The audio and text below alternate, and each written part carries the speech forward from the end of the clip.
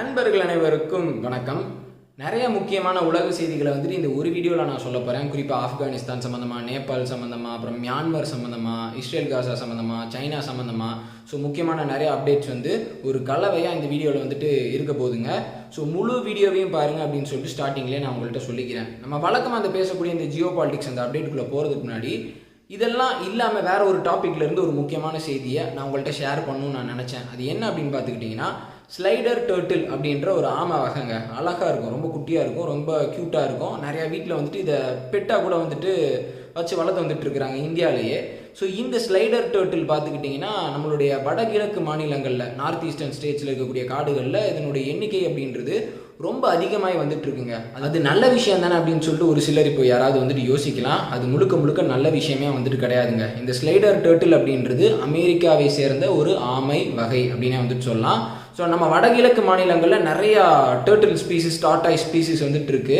So இந்த slider turtle பார்த்துக்கிட்டிங்கன்னா இருக்கக்கூடிய உணவை வந்துட்டு இதுவே ரொம்ப வேகமாக சாப்பிட்ரும், வேகமாக வந்துட்டு வளரும். மற்ற ஆமைகளை வந்துட்டு அந்த இருப்பிடத்தில் வந்துட்டு இது இருக்க விடாது. இதோட எண்ணிக்கை, இதோட பாப்புலேஷனே வந்துட்டு ரொம்ப வந்துட்டு அதிகமாகிடும். அப்போ அதை சிம்பிளாக எப்படி சொல்லலாம் அப்படின்னு பார்த்துக்கிட்டிங்கன்னா, அமெரிக்காவிலேருந்து வந்திருக்கக்கூடிய ஒரு இனம் இங்கே இருக்கக்கூடிய லோக்கல் ஸ்பீசிஸ் நிறையா தான் வந்துட்டு அழிச்சு அந்த ஹேபிடேட்டே வந்துட்டு டோட்டலாக டேமேஜ் பண்ணிடும் அப்படின்னு வந்துட்டு சொல்லலாம். மிசோரமில் இருக்கக்கூடிய யூனிவர்சிட்டி ஸ்டூடெண்ட்ஸ் வந்துட்டு இப்போ இது சம்மந்தமாக ஒரு ஆய்வு கட்டுரையை வந்துட்டு சப்மிட் பண்ணியிருக்கிறாங்க. ஸோ அப்போ அவங்க என்ன சொல்கிறாங்க அப்படின்னா, நிறையா சின்ன ஓடைகளில், ஃபார்ம்லேண்ட் இருக்குல்ல, விவசாயம் பண்ணக்கூடிய நிலத்துக்கு பக்கத்தில் இருக்கக்கூடிய ஓடைகளில் கூட இந்த ஆமைகள்லாம் வந்துட்டு வர ஆரம்பிச்சிருச்சு அப்படின்னு சொல்லிட்டு ரொம்ப வருத்தத்தோடு வந்து சொல்லியிருக்கிறாங்க. ஸோ இப்போது முக்கியமான ஜியோ பாலிட்டிக்ஸ் அப்டேட்ஸ்க்கு வந்துட்டு, அதாவது டிஃபென்ஸ் அண்ட் ஜியோ பாலிட்டிக்ஸ் அப்டேட்ஸ்க்கு வந்துட்டு நான் வர்றேன்.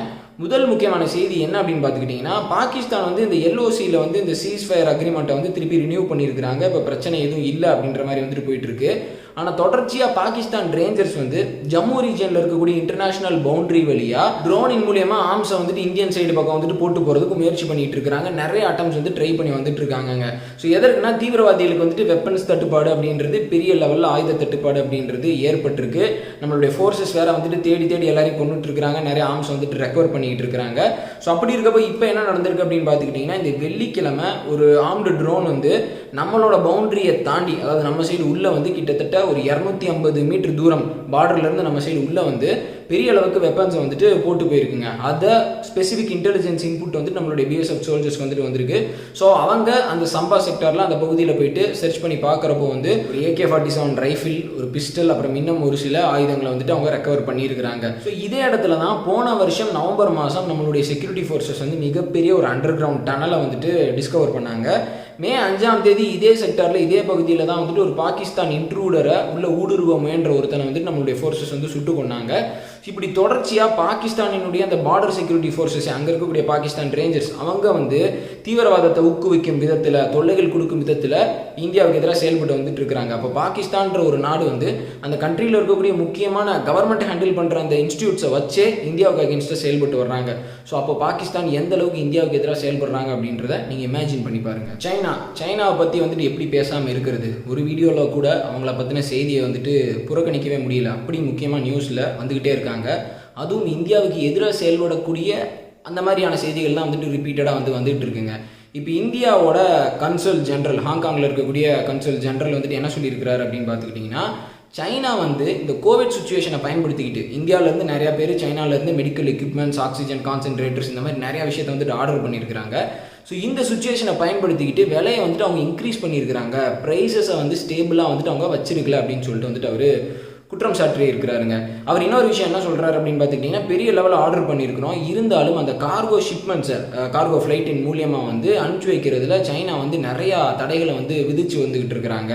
அவங்களே ஃப்ளைட் அரேஞ்ச் பண்ணி இந்த விஷயத்தெல்லாம் வந்துட்டு பண்ணலாம், நம்ம பெரிய லெவலில் வந்துட்டு ஆர்டர் பண்ணுறோம், ஆனால் அதை அவங்க வந்துட்டு பண்ணலை. போன மாதம் 15 நாள், கிட்டத்தட்ட 15 நாள் இந்த கார்கோ ஷிப்மெண்ட்ஸை வந்துட்டு அவங்க தடை செஞ்சு வச்சுருந்தாங்க. ஸோ இது என்ன அப்படின்றத வந்துட்டு இமீடியட்டாக அவங்க சரி பண்ணணும் அப்படின்னு சொல்லிட்டு அவர் சொல்லியிருக்கிறாரு. ரீசெண்டாக கூட இந்தியன் கம்பெனிஸ் பார்த்துக்கிட்டிங்கன்னா கிட்டத்தட்ட 70,000க்கும் அதிகமான ஆக்சிஜன் கான்சென்ட்ரேட்டர்ஸை சைனாவில் இருக்கக்கூடிய கம்பெனிஸ் கிட்ட வந்துட்டு ஆர்டர் பண்ணியிருக்கிறாங்க. சைனாவினுடைய ஃபாரின் மினிஸ்ட்ரி வந்து இந்த விலை அதிகமாகிறதுக்கு என்ன ரீசன் சொல்கிறாங்க அப்படின்னு பார்த்துக்கிட்டிங்கன்னா, இல்லைங்க, இப்போ நீங்கள் வந்து நிறையா வந்துட்டு ஆர்டர் கொடுத்துருக்கீங்க, ஸோ இதற்கான ரா மெட்டீரியல்ஸ் வந்துட்டு நாங்கள் வந்துட்டு ட்ரேஸ் பண்ணணும், சோர்ஸ் பண்ணணும், லேபர் ஷார்ட்டேஜ் இருக்குது, அதெல்லாம் நிறையா காரணங்கள் இருக்குங்க அப்படின்னு சொல்லிட்டு வந்துட்டு அவங்க சொல்கிறாங்க.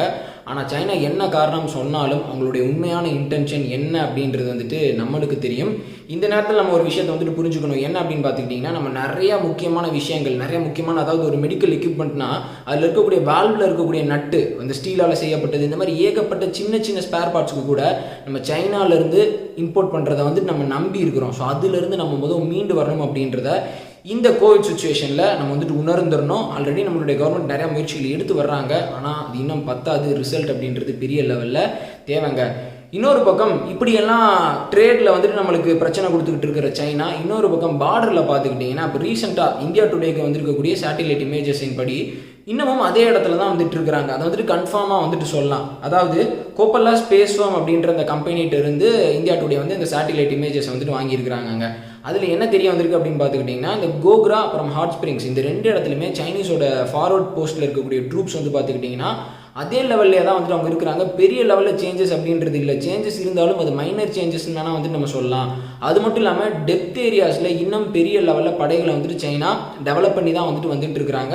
இந்தியாவுக்கு எப்படியெல்லாம் தொல்லை கொடுக்கலாம் அப்படின்னு சொல்லிட்டு அவங்க யோசிச்சு வந்துட்டு இருக்கிறாங்க அப்படின்றது தெரிய வருதுங்க. இப்போது நம்ம வந்து சைனாவை தடுக்க முடியுமா, அதாவது பார்டரில் தடுக்க முடியுமா அப்படின்னு கேட்டுக்கிட்டிங்கன்னா, கண்டிப்பாக பெரிய லெவலில் சைனா வந்துட்டு நம்ம டிட்டர் பண்ணலாம். இனிமேல் எதிர்காலத்தில் சைனா வந்து பெரிய லெவலில் இந்தியாவுக்கு எதுவும் பண்ணிட முடியாது. நம்மளுடைய பார்டர் இன்ஃப்ராஸ்ட்ரக்சர் அப்படின்றது பெரிய லெவலில் டெவலப் ஆகி வந்துட்டு நிறைய சாலைகளை வந்துட்டு கன்ஸ்ட்ரக்ட் பண்ணிட்டு இருக்கிறோம். நம்மளுடைய டிஃபென்ஸ் கேப்பபிலிட்டியை வந்துட்டு இன்க்ரீஸ் பண்ணி வந்துட்டு இருக்கிறோம். எல்லாம் ஓகே, டிஃபென்சிவாக ஓகே. ஆனால் நாளைக்கு அஃபென்சிவாக அக்ஸை சீனை வந்துட்டு நம்மளால் பிடிக்க முடியுமா அப்படின்ற கேள்விக்கு வந்துட்டு கண்டிப்பாக நம்ம ஒரு ஆன்சர் அப்படின்றத கண்டுபிடிச்சி ஆகணுங்க. ஏன்னா சைனாவை பொறுத்த வரைக்கும் நம்ம ஒரு கோடு போட்டு அதுக்கு கீழே தான் வந்துட்டு நம்ம பஞ்ச் பண்ணிட்டு இருக்கிறோம். ஒரு பெரிய அப்போசிஷன் அப்படின்றது வந்துட்டு சைனாவுக்கு அகேன்ஸ்டாக நம்மளால் இன்னமும் முழுமையாக கொடுக்க முடியல அப்படின்னே வந்துட்டு சொல்லாங்க. இப்போது நேபாளை பற்றின ஒரு முக்கியமான செய்தி என்ன அப்படின்னா, இப்போ ரீசெண்டாக தான் நம்ம கேள்விப்பட்டோம், சர்மா ஒலி அவர்கள் வந்து பிஎம் பதவியிலிருந்து நீக்கப்பட்டார், மெஜாரிட்டி இல்லை, அந்த கான்ஃபிடன்ஸ் மோஷனில் வந்துட்டு தோத்துட்டார் அப்படின்னு சொல்லிட்டு. இப்போ எதிர்கட்சிக்கும் வந்துட்டு மெஜாரிட்டியை நிரூபிக்க முடியலைங்க. அதனால் திருப்பி அந்த கண்ட்ரியோட பிரசிடென்ட் வந்து சர்மா ஒலி அவர்களே வந்துட்டு திருப்பியும் பிரைம் மினிஸ்டரை வந்துட்டு அப்பாயிண்ட் பண்ணியிருக்கிறாங்க. ஸோ அவர் வந்து திருப்பியும் கேபினெட்டை வந்துட்டு ஃபார்ம் பண்ணிட்டார், மைனாரிட்டி கவர்மெண்ட்டை வந்துட்டு ஃபார்ம் பண்ணிட்டார். திருப்பி 30 நாளுக்குள்ளே திருப்பியும் அவருடைய மெஜாரிட்டியை வந்துட்டு அவர் நிரூபிக்கணும். அப்படி நிரூபிக்க தவறிட்டா நேபாளில் இருக்கக்கூடிய கான்ஸ்டியூஷன் படி அதற்கடுத்து எப்படி ஆட்சியை வந்துட்டு ப்ரொசீட் பண்ணலாம் அப்படின்ற முடிவை வந்துட்டு எடுப்பாங்கங்க. இப்போ வந்து நான் ஆப்கானிஸ்தான் சம்மந்தமான முக்கியமான செய்திக்கு வந்துட்டு நான் வர்றேன். என்ன அப்படின்னா, நேற்று வீடியோவில் கூட நம்ம பார்த்தோம், தாலிபான்ஸ் வந்து புதுசாக ஒரு டிஸ்ட்ரிக்டே வந்துட்டு கைப்பற்றிட்டாங்க அப்படின்னு சொல்லிட்டு. ஸோ அமெரிக்கன் ட்ரூப்ஸ் பின்வாங்கினதுனால அந்த கான்சிக்வன்சஸ் அப்படின்றது ரொம்ப சீக்கிரமாகவே தெரிய ஆரம்பிச்சிருச்சு. இப்போ இந்த வெள்ளிக்கிழமை வந்து காபூலில் இருக்கக்கூடிய ஒரு மசூதியில் வெடிகுண்டு தாக்குதல் அப்படின்றது நிகழ்ந்துருக்குங்க. அதில் வந்து கிட்டத்தட்ட 12 பேர் வந்துட்டு உயிரிழந்துட்டாங்க. இது தாலிபான்ஸ் வந்து நாங்கள் பண்ணல, ஆப்கான் கவர்மெண்ட் தான் பண்ணாங்க அப்படின்னு சொல்லிட்டு சொல்கிறாங்க. ஆப்கான் கவர்மெண்ட் வந்து இல்லை, தாலிபான்ஸ் தான் வந்துட்டு பண்ணியிருக்கிறாங்க, அந்த மசூதியினுடைய இமாமை குறி வச்சு தாக்குதல் நிகழ்த்தியிருக்கிறாங்க அப்படின்னு சொல்லிட்டு கவர்மெண்ட்டை வந்து சொல்கிறாங்கங்க. பெரும்பாலான நேரங்களில் ஆப்கானிஸ்தானில் நடக்கக்கூடிய அந்த வன்முறைக்கு உண்மையான காரணம் யார் அப்படின்றதே அந்த கண்ட்ரியில் இருக்கக்கூடிய மக்களுக்கு வந்துட்டு தெரியாமல் வந்துட்டு போயிடுது. ஒரு பக்கம் ஐஎஸ்ஐஎஸ் வேறு வந்துட்டு இருக்கிறாங்க. இப்போ ரீசெண்டாக இந்த வெள்ளிக்கிழமை அமெரிக்கன் ட்ரூப்ஸ் வந்து கந்தகாரில் இருக்கக்கூடிய ஏர்ஃபீல்டுலேருந்து வித்ட்ரா ஆக ஆரம்பிச்சிட்டாங்க. ஸோ அந்த ஏர்பேஸை இன்னும் அஃபீஷியலாக ஆப்கான் கவர்மெண்ட் ஃபோர்ஸஸ்க்கு வந்துட்டு அவங்க ஹேண்ட் ஓவர் பண்ணலைங்க. இப்போ வந்து நம்ம மியான்மரை பற்றி வந்துட்டு நம்ம பேசுவோம். மியான்மர் சம்மந்தமான செய்தி வந்து நிறைய நாளாக நான் பேசவே இல்லை. நான் மட்டும் இல்லை, நிறைய பேர் வந்துட்டு பேசலை. நான் அப்படி தான் ஃபீல் பண்ணுறேன். முக்கியமான பத்திரிகைகளில் கூட ரெகுலராக மியான்மரில் என்ன பிரச்சனை இப்போ நடந்து வந்துட்டு இருக்கு அப்படின்றத அவங்க கவர் பண்ணலைங்க. முக்கியமான காரணம் என்ன அப்படின்னு பார்த்துக்கிட்டிங்கன்னா, மியான்மரோட மிலிட்ரி வந்து நிறைய பத்திரிகையாளர்களை வந்துட்டு சிறையில் வந்துட்டு அடைச்சிட்டாங்க.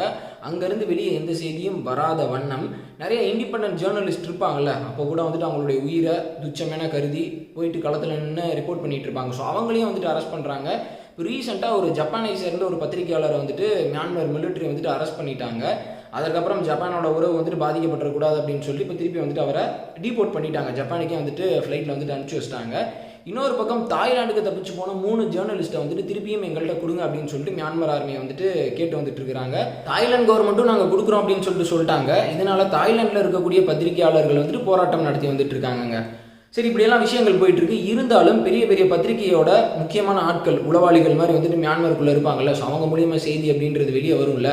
அதில் என்ன தெரிய வந்திருக்கு அப்படின்னு பார்த்துக்கிட்டிங்கன்னா, இந்த ரிபல் குரூப்ஸ் வந்து, அதாவது இந்த அரசாங்கத்துக்கு எதிராக ஆயுதம் ஏந்தி போராடக்கூடியவங்க, அவங்க வந்து அவங்களுடைய தாக்குதலை வந்துட்டு ரொம்பவே தீவிரப்படுத்தி இருக்கிறாங்க. குறிப்பாக சின்லேண்ட் டிஃபென்ஸ் ஃபோர்ஸ் அப்படின்ற ஒரு புது அமைப்பு ஒன்று வந்துட்டு கிரியேட் பண்ணியிருக்கிறாங்க. இந்த சின்லேண்ட் அப்படின்றது மியான்மரோட நார்த் வெஸ்டர்ன் சைடில் இருக்கக்கூடிய ஒரு முக்கியமான பகுதி, அதாவது வடமேற்கு அப்படின்னு சொல்லிட்டு சொல்லலாம். ஸோ இந்த சின்லேண்டில் இருக்கக்கூடியவங்க இந்த சின் இனத்தை சேர்ந்தவங்க அப்படின்னு சொல்லிட்டு சொல்லலாம். மிசோரமில் இருக்கிறவங்களும் இதே சின் இனத்தை சேர்ந்தவங்க தான், அவங்கெல்லாம் சொந்தக்காரங்க மாதிரி. இந்த சின்லேண்ட் டிஃபென்ஸ் ஃபோர்ஸ் வந்து ரீசெண்டாக மியான்மரோட ஃபோர்ஸஸ் மேலே பெரிய தாக்குதல் அப்படின்றது நிகழ்த்தி இருக்கிறாங்க. கிட்டத்தட்ட 6 மிலிட்ரி ட்ரக்ஸை வந்துட்டு கைப்பற்றிட்டாங்க அப்படின்னே வந்துட்டு சொல்லலாம். ஸோ அவங்களுக்கு இடையில சண்டை அப்படின்றது பெரிய லெவலில் போயிட்டு இருக்கு, அதாவது மியான்மர் ஆர்மிக்கும் இந்த சின்லேண்ட் டிஃபென்ஸ் ஃபோர்ஸஸ்க்கும். இன்னொரு பக்கம் பார்த்துக்கிட்டிங்கன்னா கரன் இண்டிபெண்டன்ஸ் ஃபைட்டர்ஸ் அப்படின்ற இன்னொரு ரிபல் குரூப் வந்துட்டு மியான்மர் ஆர்மிக்கு அகேன்ஸ்டாக பெரிய லெவலில் போராட்டம் பண்ணி வந்துட்டு இருக்காங்க. மியான்மரில் வந்து நிறைய சின்ன சின்ன ரிபல் குரூப்ஸ் வந்துட்டு இருக்காங்க. குறிப்பாக இந்த நாகா மிலிட்டன்ஸே வந்துட்டு மியான்மர் சைட்லேயும் வந்துட்டு இருக்காங்க. மியான்மரில் நிறைய சின்ன சின்ன மிலிட்டன்ஸ் வந்து அவங்களுடைய இனத்துக்காண்டி வந்துட்டு போராடி வந்துட்டு இருக்காங்க. வடகிழக்கு மாநிலங்கள்லேருந்து அப்படியே இந்த விஷயத்தை பார்த்தாலே இந்த மாதிரி சின்ன சின்ன குரூப்ஸ் வந்துட்டு நிறையா இருப்பாங்க. பிரச்சனை அப்படின்றது வந்துட்டு பெரிய லெவலில் இருக்கும். இங்கே ஒரு விஷயம் என்ன தோணுது அப்படின்னு பார்த்துக்கிட்டிங்கன்னா, இந்த சின்லேண்ட் டிஃபென்ஸ் ஃபோர்ஸஸ்க்கும் இந்தியாவுக்கும் ஏதாவது சம்மந்தம் இருக்குமோ? மேபி இந்தியா இவங்களுக்கு ஏதாவது அசிஸ்டன்ஸ் கொடுப்பாங்களோ, அதெல்லாம் வந்துட்டு இந்தியா பண்ணுவாங்களா என்ன அப்படின்றத நம்ம இப்போ உறுதியாக சொல்லிட முடியாது. ஆனால் மியான்மர் ஆர்மி வந்து இப்போ முழுக்க சீனாவினுடைய கட்டுப்பாட்டில் பெரிய லெவலில் இயங்கி வந்துட்டு இருக்கிறாங்க. அதனால் கண்டிப்பாக இவங்களுக்கு எதிராக ஏதாவது வேலை செய்யணும் அப்படின்னா கண்டிப்பாக இந்தியானால் செய்ய முடியும். அதற்கான ஆப்ஷன்ஸ் இருக்குது. ஒரு இன்ஃபர்மேஷனாக வந்துட்டு நான் இந்த இடத்துல நான் சொல்லணும்னு நினச்சேன். இப்போ இந்த இஸ்ரேல் பாலஸ்தீன் விஷயத்துக்கு வந்துட்டு நான் வர்றேங்க. அதாவது இன்னைக்கு காலையில் லேட்டஸ்ட் அப்டேட் என்ன அப்படின்னு பார்த்துக்கிட்டிங்கன்னா, இன்னைக்கு காலையில் கூட ஹமாஸ் மிலிட்டன்ஸும் இஸ்ரேலோட டிஃபென்ஸ் ஃபோர்ஸஸும் வந்துட்டு ஃபயரை வந்துட்டு எக்ஸ்சேஞ்ச் பண்ணிக்கிட்டாங்க. எப்படி அன்பை வந்துட்டு எக்ஸ்சேஞ்ச் பண்ணிக்கிறாங்களோ அதே மாதிரி வந்துட்டு ஃபயரிங்கை வந்துட்டு எக்ஸ்சேஞ்ச் பண்ணிக்கிறாங்க. ஸோ பலி எண்ணிக்கை அப்படின்றது காசாவில் பார்த்துக்கிட்டிங்கன்னா கிட்டத்தட்ட 132 பாலஸ்தீன்ஸ் வந்துட்டு உயிரிழந்திருக்கிறாங்க. நேற்று பார்க்குறப்போ 119 பேர், இன்னைக்கு 132 பேர். இஸ்ரேல் தரப்பில் வந்துட்டு 8 பேர் வந்துட்டு உயிரிழந்திருக்கிறாங்க. ஸோ இப்போ வெஸ்ட் பேங்க்லேயும் வந்துட்டு மிகப்பெரிய பிரச்சனை கலவரம் அப்படின்றது வந்துட்டு வெடிச்சிருக்குங்க. அதாவது வெஸ்ட் பேங்க் ஃபுல்லாக வந்துட்டு மிகப்பெரிய போராட்டம் வந்து நிகழ்ந்து வந்துட்டு இருக்கு. இஸ்ரேலோட போலீஸ் ஃபோர்ஸ் வந்து சுட்டதில் கிட்டத்தட்ட 11 பாலஸ்தீனியர்கள் உயிரிழந்திருக்கிறாங்க. இன்னொரு பக்கம் பார்த்துக்கிட்டிங்கன்னா சிரியால இருந்தும் அடிக்கடி வந்து அங்கே இருக்கக்கூடிய மிலிட்டன்ஸ் வந்து இஸ்ரேல் மேலே வந்துட்டு ராக்கெட் லான்ச் பண்ணுறாங்க. லெபனான்ல இருந்தும் ராக்கெட் லான்ச் பண்ணதா வந்துட்டு கூறப்படுது. இப்போ ரீசெண்டாக லெபனான்ல இருந்த ஒரு ஹெஸ்புல்லா பயங்கரவாதி வந்து ஒரு மிலிட்டன்ட் வந்துட்டு எல்லையை கிராஸ் பண்ணி இஸ்ரேலுக்குள்ள வந்துட்டு வரதுக்கு முயற்சி பண்ணியிருக்கிறான். ஸோ அவனை வந்து இஸ்ரேலோட டிஃபென்ஸ் ஃபோர்ஸஸ் வந்து சுட்டு கொண்டிருக்கிறாங்க. இப்போ உலக நாடுகள் நிறைய நாடுகள் வந்து இஸ்ரேல் கிட்ட சொல்றாங்க, நீங்க வந்து காசா மேல நடத்தக்கூடிய அந்த தாக்குதலோட இன்டென்சிட்டியை வந்துட்டு கொஞ்சம் குறைச்சிக்கோங்க, ரொம்ப வந்துட்டு வேகமா வந்துட்டு நீங்க அடிக்கிறீங்க, நிறைய அப்பாவி பொதுமக்கள் கொல்லப்பட்டு இருக்கிறார்கள், நிறைய பேர் பாதுகாப்பான இடத்துக்கு எப்படி தப்பிச்சு போகணும்னு சொல்லிட்டு உயிரை வந்து கையில பிடிச்சு ஓடிட்டு இருக்கிறாங்க. ஸோ அதனால நீங்க கொஞ்சம் பொறுமையா செயல்படுங்க அப்படின்னு சொல்லிட்டு இஸ்ரேல் கிட்ட வந்துட்டு சொல்றாங்க. ஆனா இஸ்ரேல் வந்து யார் பேச்சுமே வந்துட்டு கேட்கல. பக்கத்துல ஈஜிப்ட், ஜோர்டன், அப்புறம் வந்துட்டு யுனைடெட் கிங்டம், கனடா, நார்வே எல்லாருமே வந்துட்டு சொல்லி வந்துட்டு இருக்காங்க. குறிப்பாக அமெரிக்கா சொல்கிறாங்க, நிறைய விஷயங்களை சொல்கிறாங்க. இந்த மாதிரி வந்துட்டு அங்கே ஒரு பெரிய ரெஃப்யூஜி கிரிசிஸ் அப்படின்றது வந்துட போது, கொஞ்சம் ஸ்லோ டவுன் பண்ணுங்க அப்படின்னு சொல்லிட்டு ஜோ பைடன் வந்து டேரெக்டாக வந்துட்டு சொல்கிறாரு. அதையும் வந்துட்டு இஸ்ரேல் கேட்கல. நாங்கள்லாம் யார் பேச்சுக்கும் கட்டுப்பட மாட்டோங்க, அவங்க வந்து எங்கள் மேலே தொடர்ச்சியாக தாக்குதல் அப்படின்றத நிகழ்த்துறாங்க, அதற்கு அவங்க தக்க பதில் அப்படின்றத சொல்லி ஆகணும் அப்படின்னு சொல்லிட்டு இஸ்ரேல் வந்து ஸ்டேட்மெண்ட் கொடுக்குறாங்க. இப்போ ரீசெண்டாக இந்த வெள்ளிக்கிழமை வந்து யுனைடெட் நேஷன் செக்யூரிட்டி கவுன்சிலில் இந்த இஸ்ரேல் காசா சம்மந்தமான விஷயத்தை டிஸ்கஸ் பண்ணலாம், என்ன நடந்து வந்துட்டு இருக்கு அப்படின்றத வந்துட்டு நம்ம டிஸ்கஸ் பண்ணலாம் அப்படின்னு சொல்லிட்டு ஒரு சில மெம்பர் கண்ட்ரிஸ் வந்து சொல்லியிருக்கிறாங்க. அதை அமெரிக்கா பிளாக் பண்ணாங்க. ஏன் பிளாக் பண்ணுறாங்க? இஸ்ரேலோட தயவு வேணும், நம்ம வந்து இஸ்ரேலுக்கு ஆதரவாக கொஞ்சம் செயல்படணும் அப்படின்னு சொல்லிட்டு. இந்த ஞாயிற்றுக்கிழமை திருப்பியும் வந்து அந்த டிஸ்கஷன் வரும் அப்படின்னு சொல்லிட்டு, ஆனால் இப்போ எல்லா மெம்பர் கண்ட்ரிஸும் வந்துட்டு முடிவு பண்ணிட்டாங்க. அமெரிக்கா வந்து இந்த ஞாயிற்றுக்கிழமை நடக்க போகிற டிஸ்கஷனுக்கு வந்துட்டு சம்மதம் சொல்லிட்டாங்க. எவ்வளோ நாள் தான் வந்துட்டு டிஃபெண்ட் பண்ணுறது, ஒரு பாயிண்ட்டுக்கு மேலே அக்செப்ட் பண்ணி தான் நான் வந்துட்டு ஆகணும். ஆனால் இஸ்ரேலை பொறுத்த வரைக்கும் அவங்களுடைய வேகம் அப்படின்றது தணிகிறதுக்கு இன்னும் ஒரு 2 அல்லது ஒரு 3 நாட்களாவது ஆகும் அப்படின்னு வந்துட்டு சொல்லாங்க.